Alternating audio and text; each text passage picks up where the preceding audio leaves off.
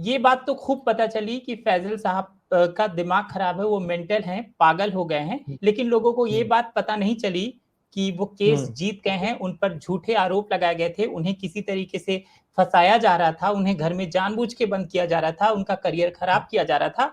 और ये बात बहुत ज्यादा नहीं छपी कि आप केस जीत गए, आपको जज ने खुद देखा, आपको हॉस्पिटल भेजा गया और वहां पर आपको क्लीन चिट दी गई और कहा गया कि आप किसी भी तरीके से पागल नहीं है, मेंटल नहीं है, आपको कोई भी दिमागी बीमारी नहीं है। और मैं चाहता हूं इस बात को डिटेल में आप बताएं, और शुरू से लेके लास्ट तक, जब आप केस जीते तो कहां से ये कहानी शुरू हुई थी, वहां से लास्ट तक। कहानी ये हुई थी कि एक दिन मेरे मतलब मैं थोड़ा फैमिली से थोड़ा कुछ बातों पर मैं थोड़ा नाराज हो गया था, थोड़ा मैं दूर हो गया था। फैमिली से बोला यार मुझे फैमिली वालों से कुछ मिलना ही, मैं दुनिया में सबको मिल रहा था, तो फैमिली थोड़ी चिढ़ गई, उन लोग थोड़ा बोले यार ये क्या है, फैमिली से नहीं मिल रहा है, अरे पागल हो गया। लेकिन हो सकता है कि आपका ख्यालात दूसरे हों और फैमिली के कुछ दूसरे हों, तो मैं अलग हो गया था, डिस्टेंस, मतलब मैं बोल रहा था मैं मिलूंगा तो लड़ाई झगड़े होंगे, मूड खराब होगा, मैं कुछ सुना दूं वो कुछ सुना दूं, थोड़ा डिस्टेंस हो जाओ। तो अरे फैमिली को नहीं मिल रहा है, पागल हो गया। तो वो पकड़ के उन लोगों ने मुझे जबरदस्ती बोले आपको दवा लेनी पड़ेगी। ये तो अंडर हाउस अरेस्ट आमिर ने मुझे 1 साल रख दिया, under house arrest, bodyguards phone ले लिया, किसी से मिलना नहीं, दवाई दे रहे हैं। मैं 103 किलो हो गया, एकदम मोटा हो गया। तो फिर मैंने बोला ये सब क्या हो रहा है भाई। तो फिर मैंने सोचा कि यार ये तो ठीक है, कुछ उन लोगों को ऐसा लग रहा है कि मैं पागल हो गया हूँ, तो कुछ दिन तक शायद कुछ पकड़ ही लिया है तो रखेंगे, दवा दे रहे हैं, जबरदस्ती दवा दे रहे हैं। अब मुझे खाना ही पड़ रहा है क्योंकि सब बॉडीगार्ड्स हैं और सब मेरे ऊपर वॉच रखा जा रहा है, मेरे फोन ले लिया, ये सब हुआ मेरे साथ। तो मैं सोच रहा हूँ यार ये क्या हो, ये भी मुकद्दर में लिखा था संजय भाई कि इस दौर से भी गुजरना पड़ेगा मुझे। तो खैर जो भी हुआ, फिर जब एक ऐसा दौर आया जब मुझे फिर बीच में लगा कि शायद फैमिली थोड़ी थोड़ी आज़ादी देने लग गई, तो मुझे लगा शायद ये लोग थोड़े टाइम में सुधर जाएंगे, तो अपने आप ही समझ जाएंगे कि यार खुद ही देखेंगे कि यार मेंटल हरकतें ही नहीं कर रहा है, ना मार रहा है ना कुछ कर रहा है ना, तो बोलेंगे कि शायद हम लोग ही गलत थे। लेकिन वो हुआ नहीं। तो मुझे याद है कि 2005 की 2004 में मैं पकड़ा गया फोर्सफुली। आमिर ने आए, पुलिस के साथ आए, वो इलीगल था जो भी आमिर ने किया, वो पुलिस के साथ आए और उन्होंने मुझे बोला अगर आप नहीं चलेंगे तो मैं आपको इंजेक्शन दूंगा, आपको बेहोश किया जाएगा और फिर आपको लेके, मतलब ये सब करने की जरूरत नहीं, क्या करना है क्या, चलो। उन लोग, मुझे लगा जाएंगे कुछ एक नर्सिंग होम में कुछ टेस्ट वेस्ट, डॉक्टर कुछ मुआयना करेगा, बोलेगा जाओ घर। वहां तो उन्होंने मुझे कैद ही कर लिया और फोर्सफुली दवा देने लग गए मुझे, मेरे पानी में इंजेक्ट करने लग गए। अब वो दवा का टेस्ट नहीं, और मैं सो रहा हूँ 18-18 घंटे वो कोजी नर्सिंग होम में। तो मैं सोच रहा हूँ कि मैं इतना क्यों सो रहा हूँ, क्योंकि मैं तो बोल रहा हूँ, क्योंकि मैंने उस टाइम रिफ्यूज किया कि मैं दवा नहीं लूंगा।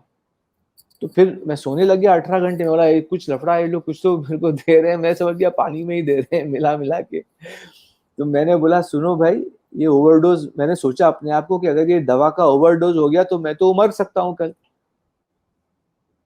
क्योंकि इन लोगों को क्या मालूम कितना ये लोग दे रहे हैं, दवा दवा के देते जा रहे हैं। 18 घंटे 20 घंटे सो रहा हूँ मैं दिन में, ये नॉर्मल नहीं है। तो मैंने उनको बुला के बोला सुनो, मैं मुझे पता है आप लोग दवा दे रहे हैं, आप मुझे दवा दीजिए, क्या आपको देना है, ताकि आप सही डोज, अगर आपको लग रहा है तो सही डोज में मुझे मिलेगी दवा, ओवरडोज तो नहीं हो जाएगा। तो मेरी जान को भी खतरा था। तो खैर फिर वो उन्होंने मुझे 20 दिन वहां लगा, कोई हरीश शेट्टी करके डॉक्टर आए, वो उन्होंने टेस्ट किया, ये किया फलाना किया। तो फिर 20 दिन के बाद चलिए भाई आपको घर ले जाएंगे, अभी आप थोड़ा ठीक है, अंडर कंट्रोल। वहां भी बॉडीगार्ड्स थे कोजी नर्सिंग होम में। तो 20 दिन के 19-20 दिन के बाद वो मुझे आमिर के घर पे वहां कैद कर दिया। अभी आप दवा दी जाएगी, आप यहीं रहेंगे, आप किसी से मिले जुलेंगे नहीं, फोन ले लिया। तो ये सब हुआ मेरे साथ। तो मैं वेट पुट ऑन करने लग गया। तो फिर कुछ दिन के बाद कुछ रिलेटिव्स आए, फैमिली मेंबर, मैं तो मिलता था सबको, अभी उन्हीं को ही मिलना पड़ रहा है। हालांकि मैं उनसे, आपको इसे बताया, मैं थोड़ा दूर था, चिढ़ गया था। खैर अब फोर्सफुली मिलना भी पड़ रहा है फैमिली वालों को। तो कुछ ऐसा लगा मुझे कि शायद ये कुछ दिनों तक चलेगा, कुछ महीनों चलेगा, लेकिन ये बात खत्म ही नहीं हो रही। तो मैंने जमाल शेख करके एक डीएनए का जर्नलिस्ट था उस वक्त, वो डीएनए में था, उसका मैंने कांटेक्ट निकाला और ईद के दिन मुझे ऐसा मौका मिला कि मैंने गया उसको मिलने, उसके ऑफिस में। वहाँ मैंने ये सब बताया उसको, जो आपको बता रहा हूँ, ऐसा ऐसा हुआ है मेरे साथ, इन्होंने मुझे कैद किया है, ये क्या। फिर मैं बोला यार ये अच्छी बात नहीं है, ये फैमिली की बात है, मैं इसको बाहर अगर बोल देता हूँ ये सब संजय भाई तो ये अच्छी बात नहीं है। तो फैमिली का सोच के मैंने बोला यार शायद थोड़े दिन और रुक जाते हैं, शायद ये लोग छोड़ देंगे मुझे और मैं अपनी जिंदगी जीऊंगा। अब वो हो ही नहीं रहा है। फिर 1 साल के बाद मैं फिर से जो ये घर में हूँ, मैं यही घर में था उस वक्त, यही घर में बेला विस्टा में। तो फिर से मुझे छोड़ा गया कि ठीक है 1 साल, मतलब 1 साल आपने बोला था आमिर के अभी आप मुझे यहाँ रखोगे आपके घर पे, अब मुझे यहाँ छोड़ दो। तो 1 साल के बाद उन्होंने बोला ठीक है अभी आप जाइए, आप थोड़ा ठीक लग रहे हैं या जो भी है आप जाइए। तो मैं आ गया ये घर में। अब मेरी जिंदगी यहाँ चलने लगी। मैं सोच रहा था मैं अब मैं कहानी लिखने लग गया, मैं क्या करूँ, क्योंकि अब मुझे एक्टर तो कोई लेगा नहीं, मैं 103 किलोज हो गया था। तो फिर मैंने कुछ कहानियां, फिर मैंने सोचा मैं एक गोट फार्म खोल लूंगा, फार्मिंग कर लूंगा, ये बॉम्बे ही छोड़ देता हूँ एक गोट फार्म। तो उसका बिजनेस मैंने पूरा स्टडी किया, पूरा वो बात किया सबसे, आमिर के सीए से भी बात किया, विमल पारी की वो, तो सब वो उसका प्रोजेक्ट बनाया, प्रोजेक्ट रिपोर्ट उन्होंने बोला हाँ ठीक है आप भाई ये कर लीजिए। तो आमिर से मैं थोड़ा इन्वेस्टमेंट लेके एक वहाँ जाके गोट फार्म बनाता और उनका इन्वेस्टमेंट वापस कर देता, ये मेरा। और वहाँ कहानियां लिखता, क्योंकि मैं थोड़ी बकरी संभालता, वो तो मेरे पास वो जो गावले होते हैं वो संभालते। तो ये मेरा पूरा प्लान था बम्बई छोड़ने का, गोट फार्मिंग करने का, और वहाँ अलग अलग डॉग ब्रीडिंग और ये वो और बर्ड्स की ब्रीडिंग और ये सब मैं सोच रहा था, वेजिटेबल्स और ये सब फार्मिंग करो। अब इस बीच में क्या हुआ कि आमिर साहब ने मुझे एक दिन बुलाया 2007 में, और उन्होंने मुझे बोला कि फैसल, अब मैं आम जिंदगी जी रहा था, अपना गाड़ी चला रहा हूँ, ये कर रहा हूँ, फैसल मुझे तुम्हारा साइनिंग ये सिग्नेटरी राइट्स चाहिए। तुमको कल कोर्ट, उन्होंने मुझे बुलाया, बोला तुमको कल कोर्ट में जाना है और बोलना है कि तुम पागल हो, तुम अपना कुछ फैसला ले नहीं सकते, और तभी तुमको एक गार्डियन मिलेगा और तुम्हारे सिग्नेटरी राइट्स मैं ले लूंगा, तुम कुछ साइन नहीं कर पाओगे, कुछ नहीं कर पाओगे। तो मैं थोड़ा शॉक में हो गया, बोला ये क्या हो गया है, अभी तो सब सही चल रहा था, मुझे वापस भी जाने दिया। तो शॉक में हो गया। तो फिर मैं उनको तो हाँ हाँ बोल दिया कि हाँ मैं कल जाऊंगा, कोर्ट में आऊंगा, ये डॉक्टर आएगा, फलाना करेगा, ऐसा ठीक है। लेकिन मेरा दिमाग चल रहा था कि यार ये तो गड़बड़ हो रही है मेरे साथ। मतलब अगर मैं जाके ये पूरे उन लोग को ये बोल देता हूँ कोर्ट में कि मैं पागल हूँ और मैं कुछ फैसला ले नहीं सकता अपने लाइफ में, तो मेरा तो कुछ अस्तित्व ही नहीं रहेगा। तो घर आके मैंने सोचा, मैंने बोला मैं हाँ तो बोल दिया हूँ, लेकिन ये मेरे साथ बहुत नाइंसाफी हो रही है। तो तब मैंने घर छोड़ा, मैं घर से मैं तब निकला, ये जो घर है बेला विस्टा 11 बेला विस्टा से, और मैंने बोला अब मुझे अपनी फैमिली के साथ ही उनको टेक ऑन करना पड़ेगा, क्योंकि मेरी फैमिली ही मुझे खत्म करना चाह रही है। ये मैंने रियलाइज कर लिया। तो तब मैंने घर छोड़ दिया और मैंने एक इंस्पेक्टर दोस्त को जाके मिला, वो इंस्पेक्टर था दादर पुलिस स्टेशन का, सीनियर हेड था, वो इंचार्ज था। तो उसने मुझे बोला कि फैसल साहब, अगर ये, उसको पूरा सुनाया ऐसे ऐसे इन लोगों ने मुझे किया ये, उसने बोला आप गवर्नमेंट हॉस्पिटल में जाइए, आपका जांच पड़ताल कराइए, अगर वो आपको क्लीन चिट देते हैं फिर आपको कोई छू नहीं पाएगा। तो मैंने उसके असिस्टेंट की, उसके पीए के साथ उसके गया लोअर परेल में और टेस्ट दिया उधर। तो बड़ी मुश्किल से डॉक्टर लोग माने मेरा टेस्ट लेने, वो बोले नहीं आप फैमिली को लेके आइए। अब फैमिली को मैं कहाँ से लेके आऊँ, सब फैमिली वाले तो मेरे खिलाफ है। तो मैंने बोला भाई आप मेरा टेस्ट लीजिए, आप मुझे जांच पड़ताल करिए, मैं आपको अगर पागल दिख रहा हूँ आप मुझे बता दीजिए, तो मैं भी सोचूंगा कि ठीक है फिर मैं पागल हूँ, तो मैं फिर वापस फैमिली के पास चला जाऊंगा कि हाँ भाई मैं पागल हूँ, आप टेस्ट तो लीजिए मेरा। तो बड़ी मुश्किल से उसने वो मानी, वो लेडी वहाँ लेडी डॉक्टर थी, उन्होंने टेस्ट लिया। अच्छा, और फिर आमिर के विमल पारिक करके जो आमिर का सी है, उसने मुझे फोन किया, बोला यार फैसल ये क्या हो रहा है, तुम लोग लड़ रहे हो, झगड़ रहे हो, ये सब क्या हो रहा है। तो अब मैं तो गुस्से में आ गया था थोड़ा कि जितना इंसान के साथ हो जाए और वो एकदम शांत थोड़ी रहेगा। तो मैं तो थोड़ा चिढ़ गया था, ये सब क्या हो रहा है। तो मैं उसने बोला आप मिलो तो आके। उसका ऑफिस था वर्ली में, तारदियो में। तो उसके तारदियो के ऑफिस में मैं गया, उसके शायद पहले माले पे ऑफिस था। उसने बोला आओ मिलो जरा मुझे, क्या हो रहा है। तो मैं जरा गुस्से में था। मैंने बोला सुनो बिमल साहब, मैं आमिर को जेल में डालने वाला हूँ, क्योंकि मेरे साथ जो ये सब हुआ है, इलीगल एक्टिविटीज, ये गलत दवाइयाँ, गलत जबरदस्ती, गलत घर पे बंद करना, अब मैं आमिर को जेल में डालूंगा। मैंने बिमल तारिक को बोल दिया ये कि मैंने ये फलाना हॉस्पिटल में टेस्ट कराया है, उसका रिजल्ट आएगा और उसके रिजल्ट के बाद मैं बताता हूँ कि क्या आगे करना है। ये सब सच सच बात मैंने बिमल तारिक को बता दी। अब बिमल तारिक ने जाके आमिर को बता दिया कि अरे यार ये तो तुमको साला जेल में डाल देगा, ये क्या बोल रहा है फैसल के, ऐसा टेस्ट करा है, ये किया है। और मैंने वो टेस्ट करा के, मेरा जो संकेत था इंस्पेक्टर, उसने बोला तुम यहाँ से थोड़ी दिन हाइडिंग में चल, जब तक टेस्ट नहीं आता तुम हाइडिंग में चले जाओ थोड़ा, ताकि तुमको कोई पकड़ ना सके, तुमको पकड़ ना ले कोई बीच में, इस बीच में, वरना तुम फिर से पकड़े जाओगे। तो मैं चला गया लोनावला टैक्सी पकड़ के। अब वहां से पता नहीं कैसे एक लॉयर था जो शायद हमारे फैमिली के टच में था, वो मेरे भी टच में था। मुझे लगा वो मेरा थोड़ा दोस्त है, थोड़ा शायद, उसको मैंने बता दिया कि मैं लोनावला में हूँ। तो 3 बजे रात को पुलिस आई, वो वही जगह में, वो लोनावला में। उनने मुझे ट्रैक डाउन किया और मुझे फिर से लेके गए बम्बई। खार पुलिस स्टेशन की पुलिस आई। वो मुझे बोला यार मैंने गलत क्या किया है, आप क्यों मुझे पकड़ रहे हो। आप पुलिस तभी पकड़ेगी जब आपने कुछ गलत किया है, आपके पास वारंट है क्या है। तो बोले नहीं वारंट नहीं, आप चलिए हमारे साथ। मतलब आपका जुडिस्डिक्शन भी नहीं है। तो वो गुस्सा हो गए पुलिस वाले, क्योंकि वो आमिर के और उनके पुल से उन्होंने पूरा अपना पूरा जोर लगा के पूरा अपना उनको भेजा था कि किसी भी कीमत में लेके आओ उसको।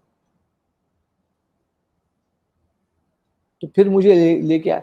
अच्छा, इस बीच में क्या हो गया, एक बात मैं आपको बताना भूल गया कि जब मैं घर से छोड़ के गया, जब सिग्नेटरी राइट्स की बोला आपको गार्डियन चाहिए, सिग्नेटरी राइट्स, मैं जाके निकल तो गया घर से। मैंने 2 लोग को फोन किया, एक सनके को फोन किया जो पुलिस इंस्पेक्टर था, और एक जमाल शेख को फोन किया कि यार तुम्हारा जो इंटरव्यू दिया था ना मैंने डीएनए में उस वक्त, वो तुम प्रिंट कर दो, ताकि दुनिया में बाहर बात आ जाए तो इन लोग को प्रेशर पड़ेगा।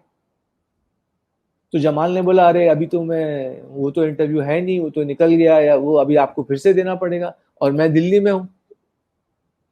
तो मैंने बोला आप कब आ रहे हैं। तो बोला मैं आज ही आ रहा हूँ। तो बोला मैं आपको आज ही मिलूंगा। वो सब ऐसा देखिए, सब होने, वो भगवान ऊपर अल्लाह ने सब ये प्लान किया था। ये जमाल शेख को उसी दिन आना था, और उसी दिन वो मुझे ले गया इधर उसके स्टूडियो में, आज तक के स्टूडियो में शायद, और वहां उसने खुद मेरा इंटरव्यू लिया। वो इंटरव्यू आपको मिलेगा यूट्यूब पे या कहाँ पर। जमाल शेख ने मुझे इंट्रोड्यूस किया, उसने मुझे पूरा इम्पोर्टेंट, उसने बोला कि इसके साथ ऐसा हुआ ऐसा। तो ये जब बात बाहर आ गई तो पुलिस भी थोड़ी डर गई। पुलिस आमिर के, वरना पुल में वो लोग कुछ भी कर सकते थे मुझे। तो ये वो इंटरव्यू मेरा बाहर आ गया। तो जब मैं जाके इसको मिला, तब बिमल तारिक ने बोला अरे तुम क्या इंटरव्यू दे रहे हो, तुम क्या हो रहा है, ये सब क्या हो रहा है, तुम ये सब क्या इंटरव्यू दे रहे हो, आके मिलो मुझे। तो तब मैं बिमल तारिक को बोला अभी मैं उसको आमिर खान को मैं जेल में डालने वाला हूँ। तो ये सब ऐसे बात। तो अब जब पुलिस आई मुझे पकड़ा लोनावला में, तो जब बाहर दुनिया में ये मीडिया ने मुझे बचाया। ये मीडिया ने पूरा उसको पूरा हर जगह फैला दिया कि ये ऐसा हो रहा है वैसा हो रहा है। तो अब उन्होंने केस डाल दिया। उन्होंने बोला आपको, आपकी मदर ने और सिस्टर ने आपके ऊपर केस डाल दिया है खार पुलिस स्टेशन में। अब वो पकड़ के मुझे ले गए। तो मैं बोला मैं घर नहीं जाऊंगा। नहीं आपको पुलिस स्टेशन में चलना है, आप भागे हुए इंसान हैं, आप किसी को भी, आप सोसाइटी में डेंजरस हैं, आप किसी को भी हार्म कर सकते हैं, अपने आप को हार्म कर सकते हैं, आप पागल हैं, आप स्किज़ोफ्रेनिक हैं। ये सब मुझे पुलिस बोल रही है लोनावला से आते वक्त। तो अब वो जेल में, खार पुलिस स्टेशन में ले गए। मतलब मैं घर नहीं जाऊंगा, आप पकड़ो, आप मुझे क्या, आप कहाँ जेल लेके जा रहे हो, जेल लेके जाओ, कहाँ लेके जा रहे हो। अभी क्योंकि मीडिया में बाहर फैल गई थी बात पूरी, ये इंटरव्यू और ये सब, तो वो लोग भी थोड़ा डर गए, पुलिस भी वरना डर गई कि अब हम स्टेप लेंगे तो हम पर इल्जाम आ जाएगा, हम इसको पकड़ के कहीं छोड़ेंगे तो अब दुनिया को पता चल गया ये बात। तो फिर मुझे पुलिस स्टेशन में रखा गया रात भर, मैं वहां अंदर के कमरे में, मुझे बंद किया गया, मेरा फोन ले लिया गया। फिर ये जो पुलिस होती है, शायद ये लोग वायरलेस पे कनेक्टेड होते हैं, क्या होते हैं, तो जो मेरा सन के इंस्पेक्टर था दादर का, उसको पता चल गया कि मुझे पुलिस ने पकड़ लिया है। उसने बोला था मुझे आप 3-4 दिन छुप जाओ जब तक ये रिजल्ट नहीं आ जाए। तो मैं उसने वो खार पुलिस स्टेशन के हेड को, जो हेड होता है सीनियर इंस्पेक्टर, जो इंचार्ज होता है पुलिस स्टेशन का, वो भी इंचार्ज थे, उसने फोन किया खार में, उसने बोला उसको फोन दे दो। तो वो बात करके मुझे फोन मिल गया। अब वो मुझे जाना है कोर्ट में पेश होने। अब मैं तो कोर्ट का शक्ल नहीं देखा था पहले, अब मुझे केस लड़ना है। अब मैं क्या करूं? तो मैंने सोचा, अब मैंने खोला फोन और ए नंबर से शुरू किया कि कौन मुझे हेल्प करेगा एक लॉयर लाने में।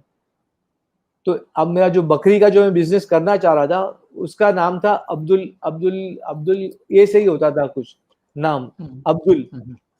तो अब्दुल अब्दुल कादिर या अब्दुल क्या, उसका नाम भूल रहा हूँ मैं। तो उनका नंबर आया, वो मेरे साथ कुछ वक्त गुजार चुके थे अभी इस फिलहाल दौर में, जब बकरियों का बिजनेस ये वो काम करते थे इधर चेंबूर में, जो बकरियों का स्लॉटर हाउस है, वो कुछ वहां है, प्रेसिडेंट है क्या है।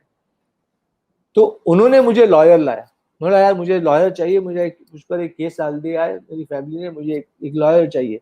तो उनका और मेरा जान पहचान हो गया था काफी अच्छा इस दौरान।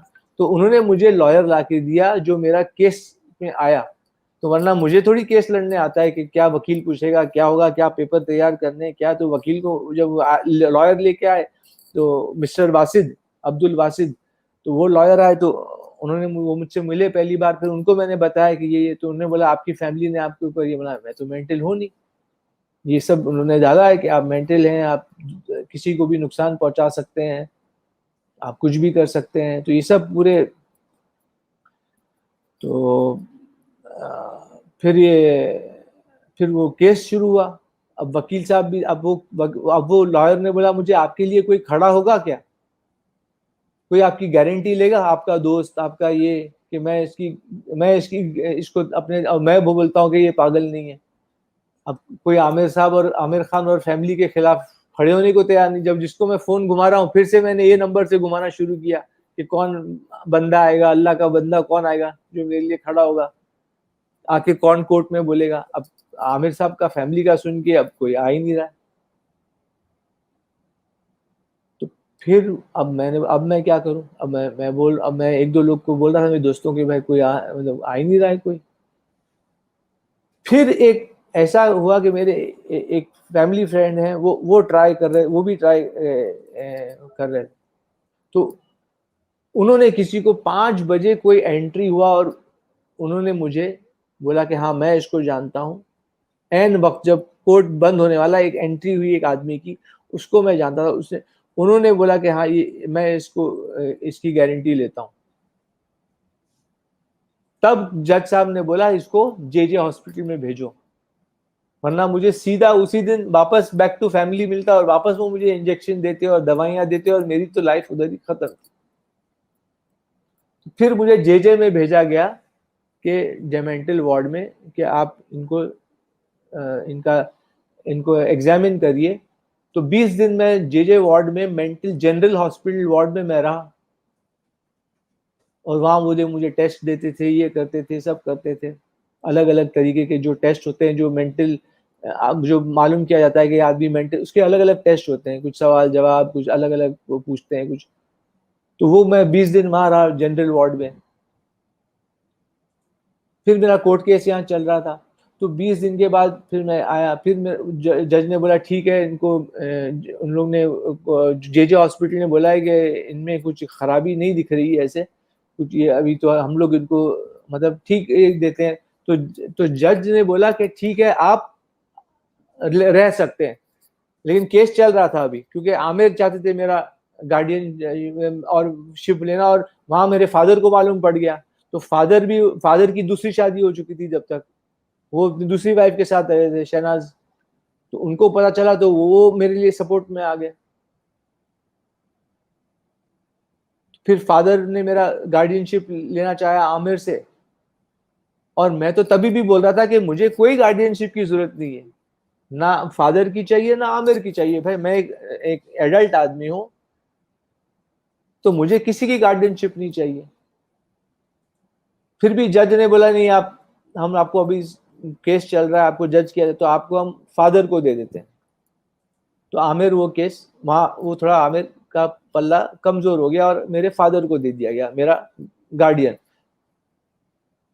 अब फिर भी केस चल रहा है। फिर इन लोग ने मेरे फादर के ऊपर कुछ दबाव डाला, तो फादर ने भी एक दिन कोर्ट में आके बोल दिया कि भाई मुझे नहीं लेना है ये कुछ भी फैसले। फादर भी पलट गए, कुछ प्रेशर में आ गए। अब मैं फिर से सोच रहा हूँ कि अब फिर से मैंने कोर्ट को, जज को बोला कि भाई मैं तो नॉर्मल आदमी हूँ, आप मुझे अकेला रहने दीजिए, मैं अपने फैसले खुद ले सकता हूँ। तो जज साहब भी देख रहे थे कि इतने महीनों में कि ये तो आ रहा है, कोर्ट में भी आता है। और जज साहब ने बोला आप पुलिस स्टेशन में जाके रोज आप अपना एब्सेंस और प्रेजेंट मार्क करिएगा, कि आपको रोज जाना है, अपना प्रेजेंट मार्क करके आइए कि आप रोज जाएंगे, आप कहीं भाग नहीं जाए। तो वो सब भी तो पुलिस वो देख रहा था, जज भी साहब देख रहे थे कि भाई ये तो सब सही कर रहा है, पुलिस में भी चला गया, सब जा ही रहा है, सब कहीं नहीं भाग। तो जज साहब ने मुझे बोला ठीक है आप अकेले रहिए, ना आप आमिर के पास जाइए ना फादर के पास जाइए। जब फादर ने हाथ उठा लिया तो जज साहब ने बोला ठीक है आप अकेले रहिए। तो फिर मैं अकेले रह रहा था और केस भी चल रहा था। अपनी लाइफ में रेंट लिया मैंने घर चेंबूर में, तिलक नगर में। तो वहां मैं रहता था, क्या बोलते महाडा का फ्लैट था, उसमें ग्राउंड फ्लोर पे। तो वहां मैंने कुछ वक्त गुजारा। फिर केस चलता रहा।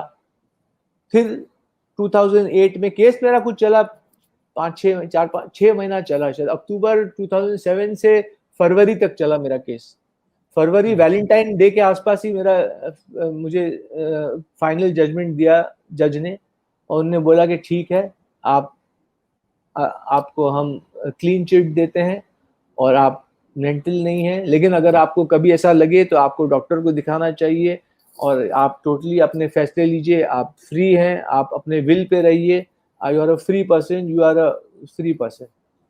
तो वो करके मुझे जज साहब ने मुझे ऑर्डर मेरे फेवर में पास किया और बोला कि you are not a mental person, you are, you can take you stay off, उन्होंने मुझे आजाद कर दिया।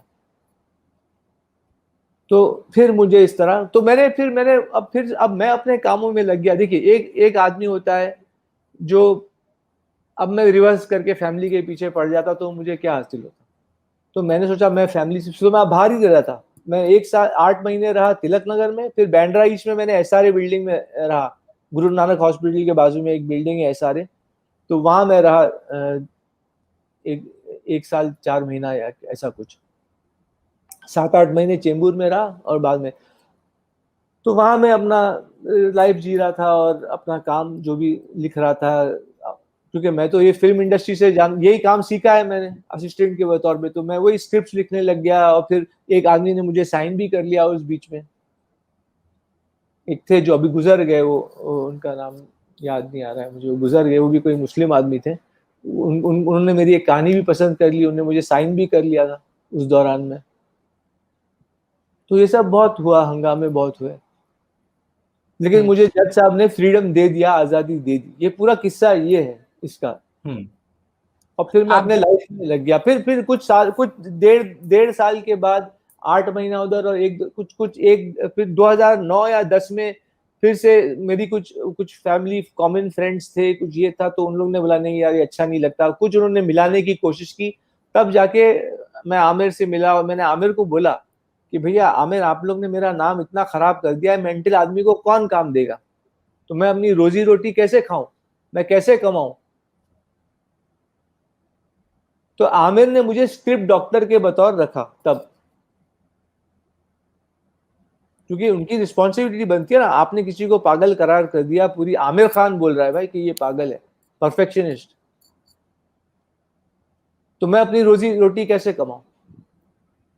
हालांकि मैं उनके ऊपर डिफेमेशन केस भी डाल सकता था, नॉट डिफेमेशन के, क्या क्या बोलते हैं वो, कि उन्होंने जो भी एक केस भी डाल सकता था कि उन्होंने मेरा नाम खराब किया, उसकी उनको वो देना पड़ेगा, भरपाई करनी पड़ेगी, मानहानि का, मानहानि का नहीं, डिफेमेशन और कुछ उसको क्या कुछ बोलते हैं, कुछ वर्ड है वो, कॉम्पेंसेट करना पड़ेगा कि तुमने मेरी लाइफ को ऐसा बिगाड़ा है तो तुमको कॉम्पेंसेट करना चाहिए। तो क्या कॉम्पेंसेट, तुमने लाइफ बर्बाद कर दी ना। आमिर खान बोल रहा है, आमिर खान ने पुलिस का पावर और डॉक्टर का पावर और पूरा पावर लगा के बोल दिया, तो कॉम्पेंसेट क्या करोगे? ऐसा थोड़ी बनता है किसी को हक कि आप किसी को भी पागल करार कर दें और उसको उसकी रोजी रोटी बंद हो जाए। तो ये सब फिर बाद में मैंने सोचा चलो फैमिली से मतलब दूर ही रहें, लेकिन फैमिली है, अब क्या करें, तो हेलो हाय करेंगे लेकिन दूर रहेंगे। तो तब से मैं फैमिली से दूर ही हूँ और मिलता हूँ, उनको बर्थडे विश करता हूँ, केक भेजता हूँ, लेकिन उनसे मैं डरता हूँ, दूर से सलाम करता हूँ।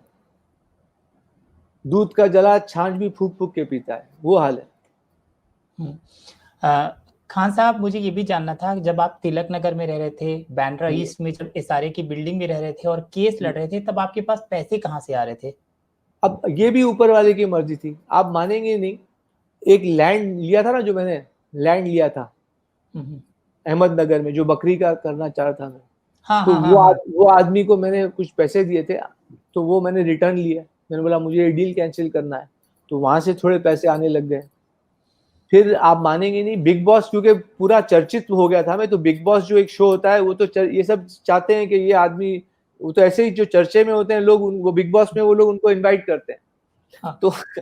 तो वो सडनली ये ऐसा, ये भी जो बिग बॉस चलता है, तो उनको तो बहुत एक्साइटमेंट होता है कि यार ये ऐसा आदमी है जो इसके ऊपर ये है वो है, जो भी है, बदनाम आदमी है, नाम आदमी है, जो भी है। तो वो मेरे पास पहुंच गया एक दिन, और उन्होंने बोला आपको हम बिग बॉस में लेना चाहते हैं। तो मैंने बोला मुझे सोचने दीजिए भाई, ये बिग बॉस में वो भी आप फिर से बंद कर देंगे मुझे।